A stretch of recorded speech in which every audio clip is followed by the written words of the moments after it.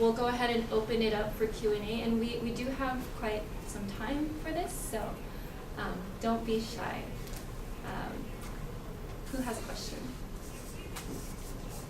Naomi? I would say, how is it that you could break that awkwardness when starting relationships with professors? It's so you don't just go up to them and be like, okay, I want to introduce myself because I need a letter of rec later. You kind of want to make it natural. So I was wondering, how would you do that? It's hard to describe, I think. I don't know how it happened, I just know it did. But I definitely say I started with office hours or just talking about their research and what kind of things they do. Even going in with the question you already know the answer to. But obviously don't be so dumb I don't know how to do this, but I'm just making sure I'm doing this right, and then you go through your thought processes.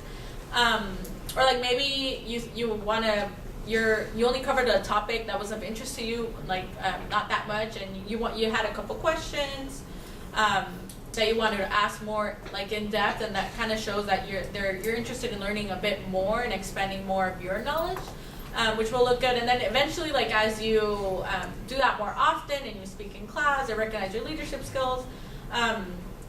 I think it's also different from an undergrad to a grad, because now as a graduate student, I see more of a colleague type of relationship where it's we're able to talk about pretty much anything. Whereas in undergrad, it's a bit more difficult, but I've seen some undergrads do it where they form a really good relationship with their professors.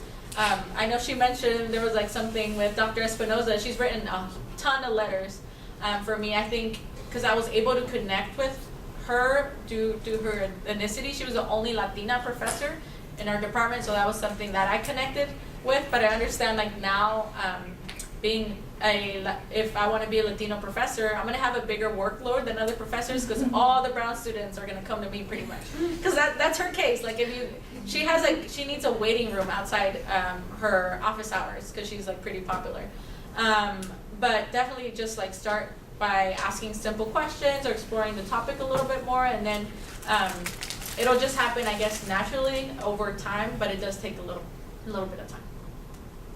Yeah. Was the question about how to open the relationship or how to ask for a letter? Mm-hmm. How to open the relationship without just coming out and saying, I'm going to need a letter of recommendation in a couple years. How do I know? Don't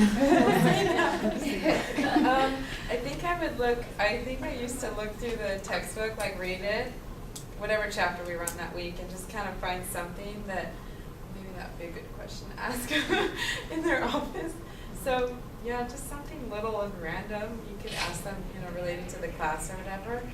And just kind of a little question like that can even open it up to branch off to a different discussion. I don't know if that makes any sense, but yeah, it could be awkward, but try to start a relationship with a professor that you like and feel that sort of connection with, I guess. That's what I would say. It is hard, but it's possible.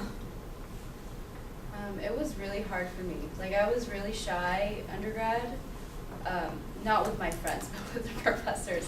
It was really hard for me to kind of open up that relationship, and I actually only did it with one professor because it was just it was too stressful. But what I did was I would email her. Little questions kind of thing, and introduce myself. I introduced myself through email because that's how I feel I'm more confident through email. I have a little eloquent emailing style. So I'm hi, my name is Karen. I'm really interested in your class. This is what I want to pursue in the future. And then I would say, I did have a little question, how she was saying, I did have a little question about this week's lecture. And then she would say, okay, come into office hours. And then I was oh crap, office hours. But that's really where you kind of have to practice that face-to-face interaction. Like I was talking about earlier, really practice your people skills, because you really need it. And it is really awkward at first, and you might, like me, you might say some stupid stuff, but you learn from it, and it's all a learning process, and these professors, they understand, so just kind of poke your head through the door with email, and then, say hi to them, when you see them in the hallways or whatever, when you walk into class, greet them, hey, professor, whoever.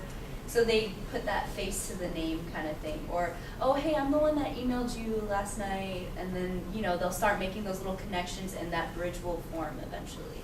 So making those little steps really helps open that door for more mentorship from them and all that stuff.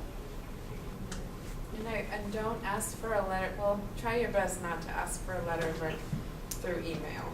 You really want to go to them personally and ask them personally, and maybe even have your envelope ready. Like I had an envelope with, you know, all the stuff in it, my resume and letter of intent, and help them, not help them, but give them your letter when you're working on it, and they'll read your story, you know, and help you. Yeah, your letter of intent, yeah, so that's what I did. A lot of my professors read my letter and helped me with it. So.